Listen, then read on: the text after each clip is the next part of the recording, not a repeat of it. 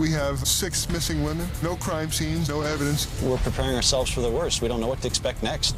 I thought maybe she was being held somewhere, that she was alive. And that was scarier to me than if she was dead.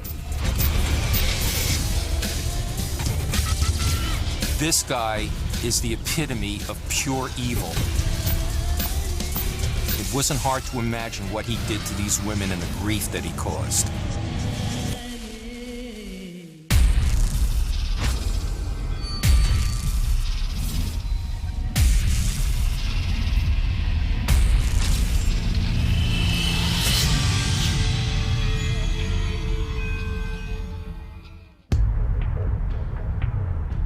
In the winter of 1996, the sleepy college town of Poughkeepsie, New York, enters one of the darkest chapters of its history. The city of Poughkeepsie is located about 70 miles north of New York City on the east bank of the Hudson River. It's a population of about 30,000 people. It's just typical small city USA. But there's a seamy side to this town, too. On Monday, December 9th, Patricia Barone files a missing persons report on her 28-year-old daughter, Gina, a known prostitute and drug user. Well, sometime in early December, Gina was with her boyfriend, Richie, and it was around 2 or 3 in the morning, and they had a fight. She told him to get lost, and he did. He left. And when he came back, she wasn't there. So about a week later, he came to my front door, and I had never met him before, and he knocked, and he said to me, "I can't find Gina." And I said, "What do you mean you can't find Gina? Gina's always around, always. I mean, she doesn't go anywhere." And he said, "I haven't seen her in days." So I said to my sister, "We have to go and report her missing, because Gina's never gone away. She's always in somebody's sight." For Gina and her mother, life in Poughkeepsie has been a long, tough haul. When I got pregnant back in 1967, Gina's father did not want anything to do with her, so he just went away. She was lovely, and she gave us no trouble. In 1978, Gina and I moved to Poughkeepsie. I felt that it would be a nicer place to raise her. We got a small apartment, and she went to school and I went to work. Gina was about 10 years old at the time. She was a very shy little girl, but she was a very good little girl. When she was about 15, she got in with the wrong crowd, and that's when she got into the drugs. By the time she was in the middle of her 16th year, she was out of school, she had quit, and she was so much trouble. I couldn't handle her anymore. She was just too much, too much. I think she was drowning, and she just couldn't get out of it. Soon, Patricia finds her daughter working the streets. Well, when Gina turned 21, I told her that I couldn't live like this anymore, and I said to her I was going to get myself a one-bedroom apartment, and she said that was fine, that she had a place to go, and she was going to go live with her boyfriend. But that didn't work out for her, and then from 21 to 24, she bounced around. She lived in various different places, probably 10 or 12 different places, with 10 or 12 different families, people, whatever. At 26, Gina has a little girl named Nicole, a child that Patricia is now raising. Gina loved her daughter very much, but she could not take care of her. Between the drugs and the alcohol, she did not have the capacity to take care of Nicole. Now, more than 2 years later, the troubled young woman is gone without a trace. It's Detective Carl Skip Manane's job to find her. I was currently working in the plainclothes narcotics unit. I was the youngest detective in this squad at the time. Within a couple of months of being assigned to the detective squad, Gina Barone, who was a local woman, was reported missing. Detective's first best lead is Gina's boyfriend, Richie. Grew up in Pine Plains, New York, about 25, 30 miles northeast of the city of Poughkeepsie. He was, we knew him as a street guy. He was involved in drugs, and he was a tough guy. He was a street person. He'd do minor thefts and commit small crimes, and he had a police record. He was just an addict to the drug, and he was a nice enough guy when he was straight and sober, but when he was high, he was like any other addict. But after questioning him, investigators don't think he has anything to do with Gina's disappearance. The holidays come and go, and still no sign of the missing woman. Detective Manane said, well, maybe she left town, I said, no, Gina is gone. Because my Gina never left town, never. Almost a month after Gina vanishes, the Poughkeepsie Police Department gets a new head detective. His name is Bill Segrist. On January 3rd, 1997, I was transferred from a lieutenant in the patrol division to the position of detective lieutenant. I speak with Detective Skip Manane, who fills me in on missing person Gina Barone. Turns out this isn't the only disappearance the department is looking into. Well, actually, in October, a couple months before Gina was reported missing, another woman was reported missing who lived across the river but worked in the city of Poughkeepsie on a regular basis, and her name was Wendy Myers. Like Gina, Wendy is a known prostitute. I knew Wendy Myers and I knew Gina Barone. I had been a patrol cop in the city of Poughkeepsie for over 20 years, and I had patrolled every square inch of the city in my career, and I had known some of these women since they were little girls. Well, on October 24th, Wendy Myers left her apartment across the river, and she was never seen again by her boyfriend, and 2 days later he reported her missing to the police. Well, prostitution is a dangerous job.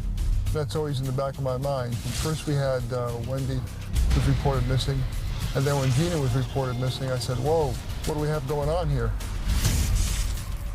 And I tell them, boss, these women are not just away at a detox center somewhere or found a sugar daddy. We're all familiar with them all, and they're associates out in the street, and they're just not around. There's something not good here going on. But there's pressure on the detectives not to waste manpower on a case involving missing prostitutes. During the early stages of the investigation, people were questioning us as to what we were doing. In most instances, if you go to the police and say that your child is a prostitute that's missing, the police will not be interested because the prostitute is considered to be a second-class citizen. I called the Poughkeepsie Journal, the Poughkeepsie paper, and I asked them to please run a story on the missing girls, and they told me that they felt they weren't connected and they were not going to run the story. And I said, well, if one Vassar College girl was missing, I'm sure you would run a story. Undaunted, investigators continue searching for leads. Before they're able to find anything, a third woman disappears. On January 15th, 1997, Kathleen Hurley was reported missing to the City of Poughkeepsie Police Department. She was a white female. She was about 45 years old, and she was known to frequent the same areas that Wendy Myers and Gina Barone did. 3 women gone without a trace in a matter of weeks. Mainstream Poughkeepsie may not be living in fear yet, but the women who work the streets are terrified, and still, police don't have a single suspect. The streets were very panicky and nervous. All the girls out in the streets were suspicious of everybody, rightly so. We don't know where these women are and what's going on with them. Investigators are convinced there's a predator out there stalking the city's prostitutes. But so far, he's flying under the radar. How many more women will have to go missing before police turn up a lead? January 1997, 3 women have gone missing from the streets of Poughkeepsie, New York, and so far, detectives don't have a single lead. All you have is 3 women missing, 3 women who are prostitutes. There's no crime scene, there's no suspect, there's no nothing, and the police don't know which way to turn. They're all involved in prostitution and drugs, and they've just vanished. Police take to the streets, desperate for a single clue. Anybody who patronizes a prostitute in the city of Poughkeepsie has become a suspect in this case. So we start looking at the Johns. But it's like searching for a needle in a haystack. When you have a city like Poughkeepsie, we have an inner city portion that's crime-ridden, and we have a lot of prostitution going on in that part of the city. And with that comes Johns from within the city and outside of the city. And they come from all walks of life. I mean, they can come from near or far, 30, 40 miles away, and that makes our pool of suspects tremendous. So we kept going, and we developed this questionnaire, and we went out and we started interviewing the women who were involved in prostitution. And we asked them if they knew anything about any of the missing women, and we also asked them if they had any encounters with anybody who was violent. The investigative work pays off. Several women point detectives to the same man, 26-year-old Kendall Francois. Well, Kendall Francois is a big guy. You know, he was probably 6'4", 350, 400 pounds. He had a terrible body odor about himself. His hygiene was not good. And a lot of the women, once we started the investigation and got to hear Francois' name, complained that a lot of the times he was rough with them and sex was rough. There's talk that Francois even pulled a knife on a girl, but the alleged victim won't come forward to press charges.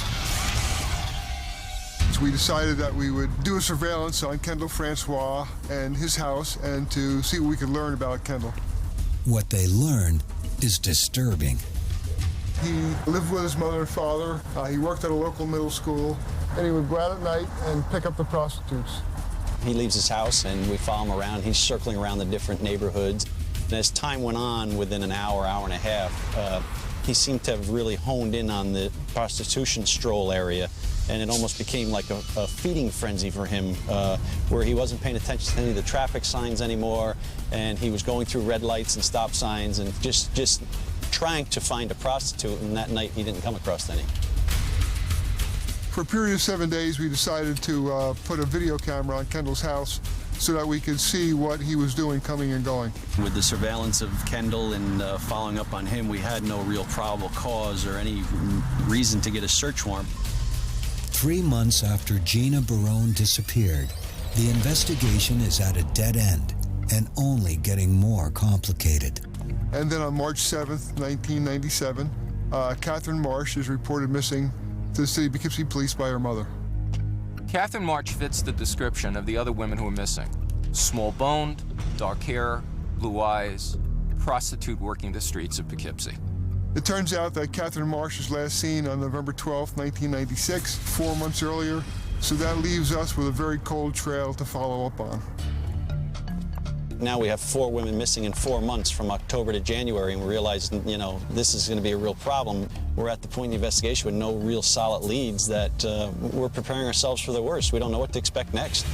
At this point, they have to suspect they're looking not for missing women, but for bodies or fresh graves.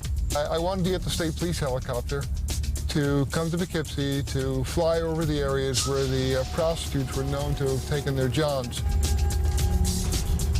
And I wanted them to do it soon before the vegetation started to grow on the trees so that they could see down to ground level.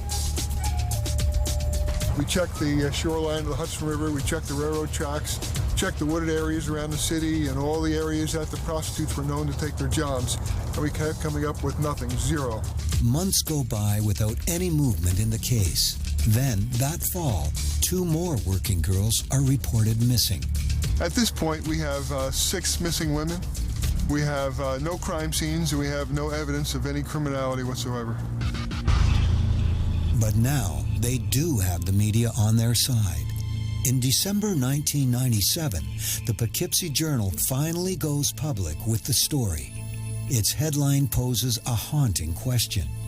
Is there a serial killer loose? When the Poughkeepsie Journal finally printed the story, it was approximately a year after Gina was missing, but it was always in my mind, where was Gina? Where was she? I mean, and the scary part was I thought maybe she was being held somewhere, that she was alive.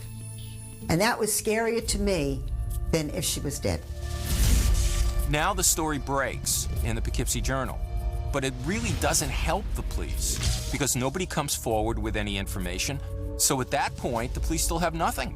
There's no crime scene, there's no nothing except a bunch of missing women who were prostitutes. You know, we just can't sit there and wait for people to give us information. If there's no information available, then we have to go out and, talk to people and just keep digging a little deeper. Lieutenant Segrist calls for a bold and unorthodox plan to turn up the heat on their only suspect, Kendall Francois. January 18th, 1998. Kendall Francois and his mother leave their home shortly before 7 a.m. Investigators follow in unmarked cars.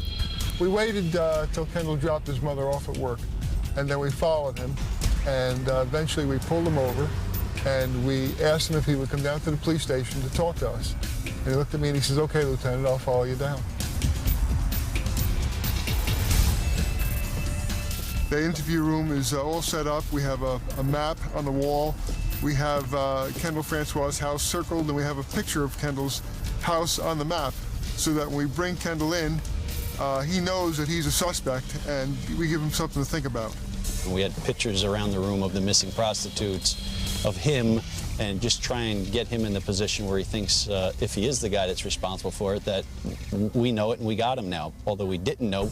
If Francois is at all shaken, he doesn't show it. Instead, he maintains a calm demeanor and answers all the investigators' questions in a respectful manner.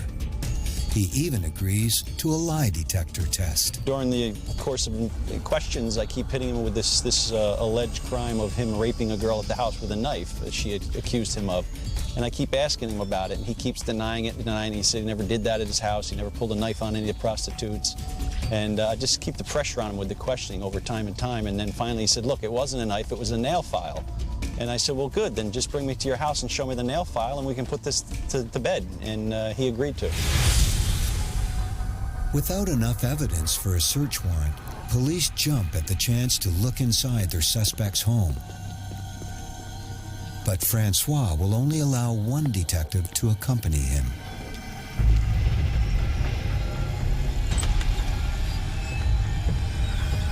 We go to the house, and Kendall brings me up the driveway, and we go into a side door to enter the house. I'm just shocked at the condition of the home. It was unbelievable.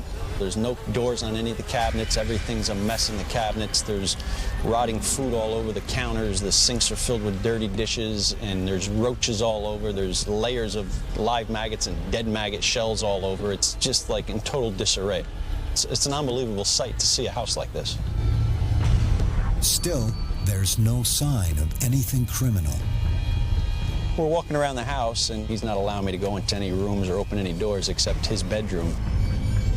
He brings me into the bedroom, and the bedroom is worse than the rest of the house, with the rotting food and the garbage piled up all over the place and clothes strewn about the whole room.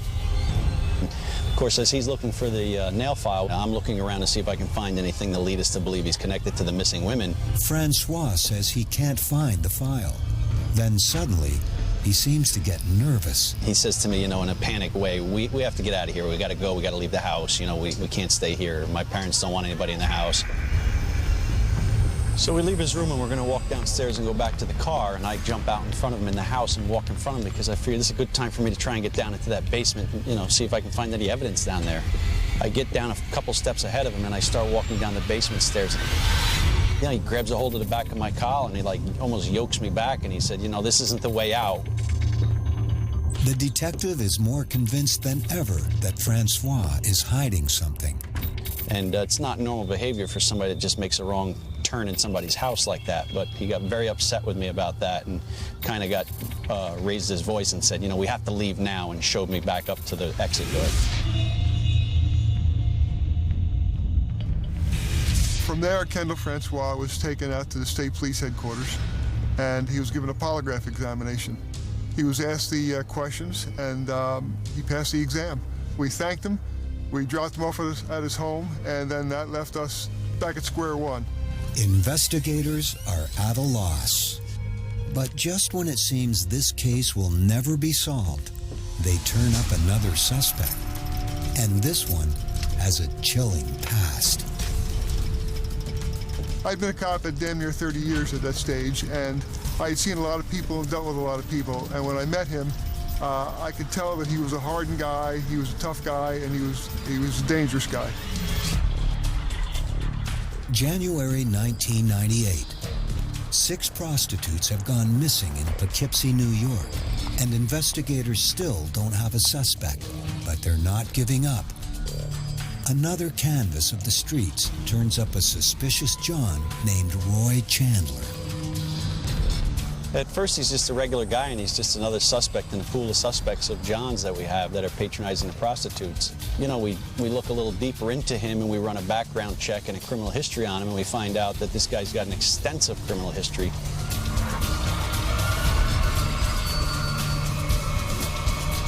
His criminal past consisted of some assaults from down south, a rape, and there had been a woman that was murdered, and he had some connection to her. We called the police department in South Carolina, where he was from. We spoke to some police officers down there, and they told us that if we had women that were missing, that he could be a strong suspect. Police are eager to question Chandler, but he's locked up in the Poughkeepsie jail. Well, we learned that this guy was arrested on the charge of patronizing a prostitute, and that, in fact, he was sent to the county jail where he was going to do a short amount of time for that crime. And we learned on the night that he was getting released from the county jail at midnight. So me and a couple of the guys in the squad went over there to meet him. And sure enough, at midnight, he walked out, and there we were. And, you know, we told him we wanted to speak with him. You could tell immediately that this guy was a professional convict. I mean, he was a big guy. He did not like the police. That was obvious. And, you know, it just kind of made the hair on your neck stand up a little bit. Yeah, he was a long-term convict. He certainly wasn't afraid of a few policemen interviewing him, and he was obviously going to be a hard nut to crack. Chandler vehemently denies any involvement with the missing women, but police aren't about to let him off the hook. We drive him over to his brother's house, and we meet his brother, and we're talking to the two of them, and we learn that he is not really staying at his brother's house, which is this little kind of strange shanty house in the neighborhood, but he's been living in the woods in the surrounding areas of Poughkeepsie, which, you know, he's like this gypsy, this guy that travels through the woods and lives off the earth. We found nothing at his brother's house, but we knew that we had to look in the wooded area where he had been camping. Poughkeepsie is in the middle of a lot of farmland, not to mention it's bordered by one of the largest rivers in the world, so there's a heck of a lot of area where you can dispose of bodies, and nobody would be the wiser. So we have him take us to a couple of the locations where he'd been camping in the past, and you know, it's out in the wooded area. It's a pretty large piece of different properties, and we're obviously out there looking for, well, it'd be great if we could find a woman out there, but you know, we were looking for evidence of some kind of a crime scene, or that in fact he had women out there, and possibly he's the guy that's got these missing women out there, you know, enslaved in his camp in the woods somewhere. There's a rigorous search, but not a shred of evidence turns up anywhere in the woods around Poughkeepsie. Once again, without sufficient evidence, police are forced to place another suspect on the back burner. They continue to keep a close eye on Roy Chandler and his brother. It's decided at this point that we're going to need more help than what we're getting through our department. The bosses bring it to the district attorney's office, and they decide to form a task force of several members of different agencies. August 27, 1998. The members of the newly formed Missing Women's Task Force gather nervously at a press conference. The public is looking for answers that investigators simply don't have. As this press release is actually going on, our pagers start to go off. We all realize that everybody's getting called by their headquarters. We're notified that there's just been another woman reported missing, a working prostitute. So now we have a fresh lead after a 6-month lull in the case. Katina Newmaster was a Poughkeepsie kid. She had grown up in Poughkeepsie. I knew her since she was a little girl, and she had been helpful to the police in the past. Just 2 days earlier, investigators had spoken to her on the streets. And we tell her to be careful, you know, watch the Johns, if, you know, don't go with any strange guys you don't know, because we still have no leads on this case. And Katina, you know, being Katina, said, no, I'm too smart for that. You don't have to worry about me. You know, I'm doing my thing. And lo and behold, 2 days later, Katina's the one that's missing. This is all happening right under the noses of the task force, and the police look awful because people are being abducted right off Main Street and disappearing, and the cops seem to be powerless to do anything.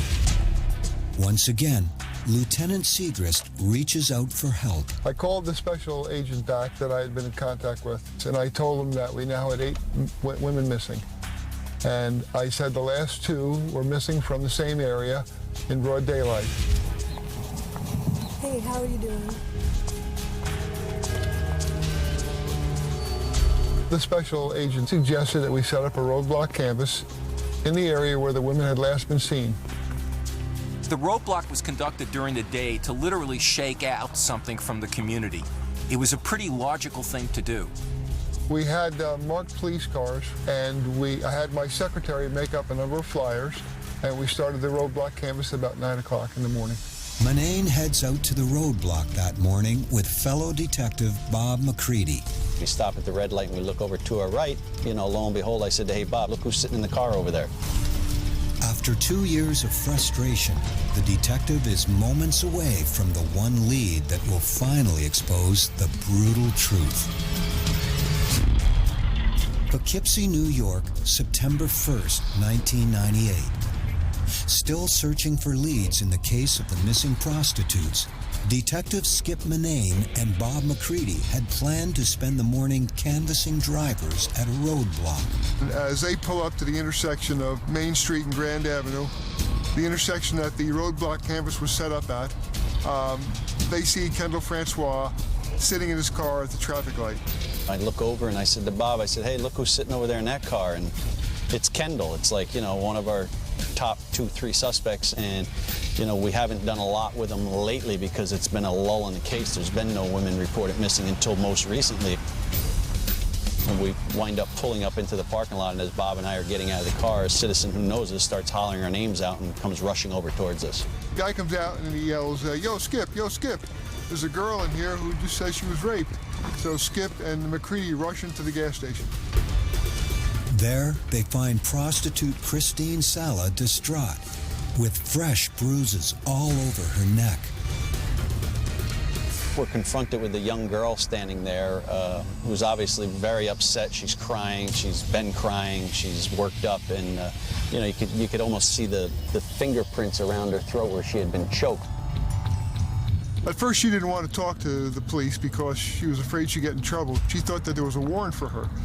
But eventually, Skip and McCready talked her into talking to them and telling them what happened.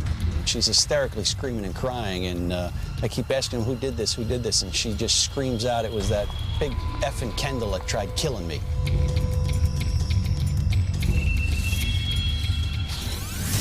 According to Christine, Kendall Francois had picked her up that morning and taken her back to his house. She also informed us that, you know, she had been with Kendall several other times and had no problems with him in the past. They had sex in his bedroom, but when it was time to pay, Kendall became violent, closing his hands around her throat. The more she struggled, the harder he squeezed. After Kendall almost choked her out and she passed out, that she started pleading with him to take her to get cigarettes, that she was really upset and she was crying, and she was basically begging him to take her to go get cigarettes because in her mind she just wanted to get out of the house. And, you know, to her credit and unbelievably, she convinced him to drive her over to the gas station to get cigarettes. Back in the car, Christine did all she could to conceal her fear from her would-be killer. As soon as they got to the gas station, she made her escape.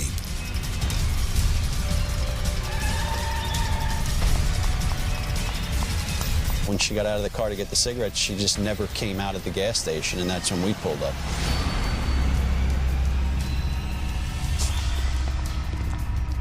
So we take her back to the station, and by now we're radio transmissions and telephone conversation with other task force members. They realize that we have a good victim here. I mean, this might be a break in the case that we've been waiting for. Later that afternoon, police issue an arrest warrant for Kendall Francois. It was decided that Kendall would be invited up to the police station for members of the task force to interview him. You know, we meet him and bring him into an interview room, and we start interviewing him about what happened that day. Once again, Francois is happy to talk without a lawyer. He admits to the assault on Christine, explaining that he got angry, but then calmed down. He was trying to give the woman a ride back downtown when she ran away. But when investigators tell Francois they're getting a search warrant for his home, a switch seems to flip, and the suspect does a 180. It was at that point when I said we were going to the house and searching it that, he just kind of surrendered, and he said, just give me all the pictures of the missing prostitutes and give me the head prosecutor and I'll tell you what happened. What follows is a bizarre confession. I got the stack of pictures from the door and put them down in front of him, and he started flipping through the pictures like you and I were looking through family pictures, and he flipped through a couple, and then he put one to the side and said, I killed her, and he'd flip through some pictures and grab another one and put her over, and I killed her, and it was just unbelievable. We've been at this for almost 2 years. We had all these missing women with not an ounce of evidence. And he's been through polygraph tests, and he's been through surveillance, and all of a sudden he's just going to confess to killing all 8 women. Investigators can't believe Francois' ice-cold demeanor. And I'm watching through the two-way mirrored glass, and he goes through the pictures and explains how he killed them and what had taken place. He's just matter of fact of these are the ones I killed and these are the ones I did not. I was at home, and the phone rings, and it's Skip, and he says, Bill, get in here. He says right away. He said, Kendall just went for everything. He's starting to tell us where the bodies are. So I just looked at my wife, and I told her I have to go. I'm standing in the other room watching this confession take place in front of me, and I'm in a suit, and I realized that, wow, these bodies are going to be buried all over the city or the county or the state, and I call my significant other at home, and I ask her to bring me in a change of clothes, work boots and jeans and sweatshirts, and getting prepared to go out and do like these, ground digs to look for all the victims that he killed. Wherever the bodies were, I was just glad it was over. After 22 months, it takes a toll on you. But this nightmare is far from over. What Kendall Francois reveals next will take Poughkeepsie police to one of the darkest, most horrifying scenes of their careers. She was brought into a place of such horror. Just the idea of that house still standing gives me the shakes.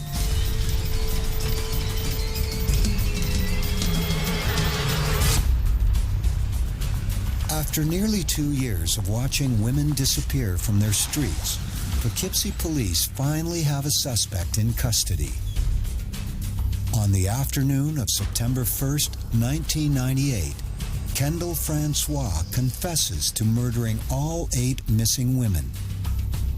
Now investigators want to know where the victims are buried. Well, the police are sure they're going to find the bodies in the woods, but in fact that's not what happens. Kendall tells them the bodies are in the attic and crawl space of his house where he lives with his mother, his father, and his sister. In all this time that we considered Kendall a suspect, we never thought for a minute that he would have all of these bodies stored in his house while his mother, his father, and his sister lived there with him. With Francois in custody, police descend on his home.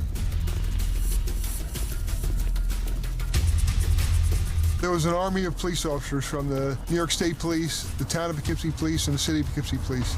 They went to Kendall's house, they surrounded it, cordoned off the area, and then officers and detectives went to the door with a search warrant and knocked on the door. Kendall's father answers, shocked to learn what's going on. After he, his wife, and daughter are taken to the station for questioning, a team of crime scene investigators moves in to process the filthy home. The house was a complete mess. You had things all over the place, stinking the place up. So that's the reason why no one allegedly smelled anything unusual regarding a body. They slowly, methodically entered the house, and they were in there for quite some time. They went into the attic and they found evidence of human remains. When they got to the top, they looked in and they saw bodies, very, very clearly, decomposing bodies. These were some of Kendall Francois' victims. They took some photographs and then they left. They didn't want to start a crime scene that late at night. The house was secured. But some things can't wait until morning. It was the middle of the night and the doorbell rang, and I went to the front door and I saw Skip. And I knew right then that he had something very important to tell me. When I let him in, he said, "We think we found Gina and the women that were missing with her, but we can't let you know definitely until tomorrow, until they make a positive identification. And I just sat down and I was totally stunned. The details of her daughter's death will haunt her for the rest of her days.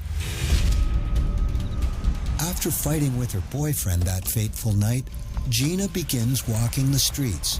What she wants is money for a fix. It was about 2 or 3 o'clock in the morning, and Gina was alone on Church Street. Kendall Francois came along, and Gina trusted him. She knew him, so obviously she trusted him, like the other girls knew him and trusted him. She and Kendall agree on a price, and he drives her to a secluded parking lot. According to Francois's confession, Gina was in a foul mood and began saying things that made him mad. He grabs her by the throat, having sex with her while she loses consciousness. When she comes to, he chokes her again for several long minutes until finally, Gina lays silent and still. After he kills Gina Barone, he takes her back to his house, hides her under a mattress, keeps her there for 3 months, and then finally takes her up to the attic where he already has another body of Wendy Myers, his first victim. When the police told me that she was killed and then her body was taken to the house, I was relieved because it was like her spirit never entered that terrible place that he brought all those women. By the following morning, the police are already back at the house by about 8 o'clock in the morning, ready to go back and process the crime scene. And that crime scene investigation lasted for 29 days. Media vans and hundreds of Poughkeepsie residents descend on the residential street. A day or two later, I went over to the house. My sister and I went over. I was just curious. I wanted to see it. I didn't have any real feeling, but maybe I just wanted to know where my Gina spent that time. Forensic investigators pore over every square inch of the property. You have one team working the outside perimeter of the house, raking very gently to discover any bone fragments, any other evidence that might connect Francois to the killings. Inside the house, you've got a forensic team that's working the attic in particular, but the place is so dirty, if you were to lean against the wall of the house, you've got some sort of fine film of dirt that would just stick to your clothing and you wouldn't be able to get it off, let alone the odor of that house. There's infestation everywhere and large amounts of animal excrement, but that's nothing compared to the horror show upstairs. In the attic, they found the remains of 5 women in various stages of decomposition, and it was a grisly sight. 3 of those bodies are together, wrapped in plastic. It looks like he's already started to dismember at least one of them. The 4th body is found in a child's wading pool decomposing. The 5th body is found in a can, and the body had so decomposed it was like a square, and it was so disgusting that one of the police officers processing the scene couldn't take it and had to be excused.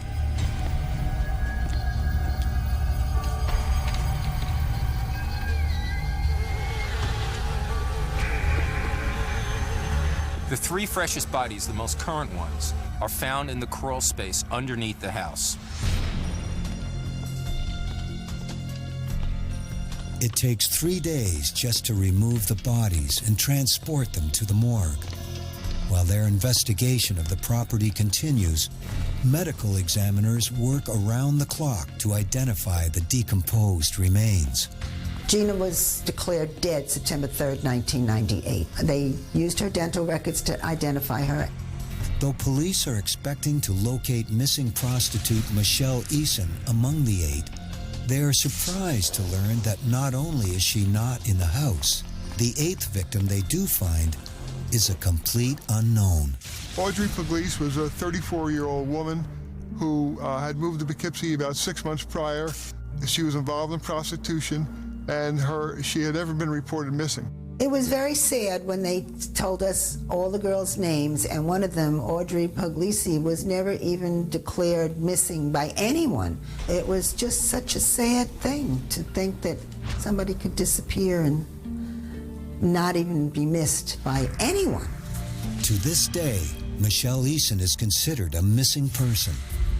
Once the crime scene analysis is complete, almost a full month later, the abandoned home is covered in hateful graffiti. Kendall Francois' family, who knew nothing about the corpses in their midst, leave town for another state. October 13, 1998. Kendall Francois is brought out in handcuffs before a packed courthouse. As victims' friends and families look on, he is formally charged with 8 counts of first-degree murder, 8 counts of second-degree murder, and 1 count of assault for his attack on Christine Sala. I've been in many courtrooms. I've seen many killers. But the one that really scared the crap out of me was Kendall Francois. This guy is the epitome of pure evil.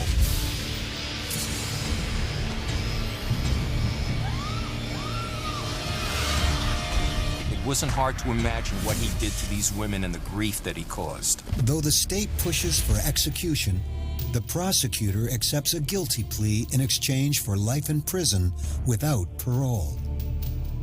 The state made a decision not to try Francois, but to make a deal. And the deal was just basically this. He pleads guilty to all of these crimes. He gets life in prison, which is all he could get under New York state law.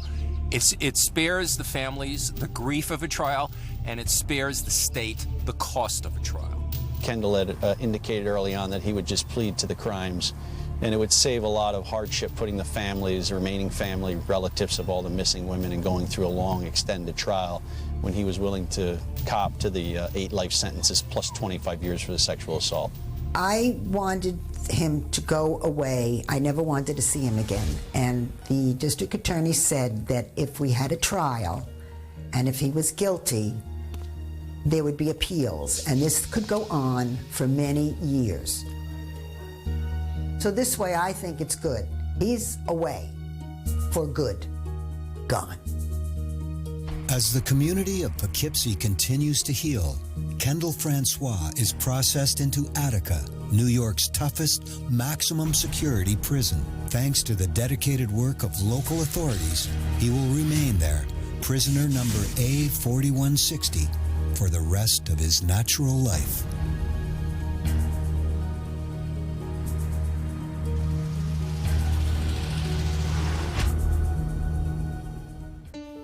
We keep pictures of Gina around because Nikki doesn't remember Gina as her mom. She was too young, but we tell her what Gina was like, and we always tell her that Gina loved her very, very much. It gives me some peace to know that she's in a better place.